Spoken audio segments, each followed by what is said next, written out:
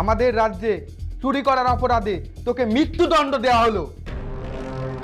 মহারাজ, আমাকে একটি বার বাড়িতে যেতে দিন, আমি আমার মায়ের সাথে দেখা করতে চাই মহারাজ।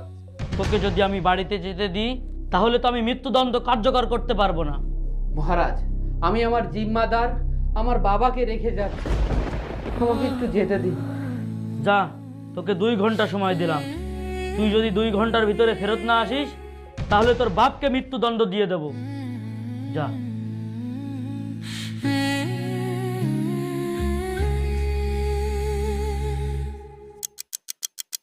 মহারাজ, 2 ঘন্টা তো হয়ে গেল, ও তো এখন আসলো না।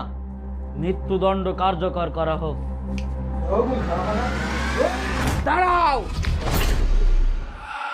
মহারাজ, আমি 2 ঘন্টার মধ্যেই চলে এসেছি।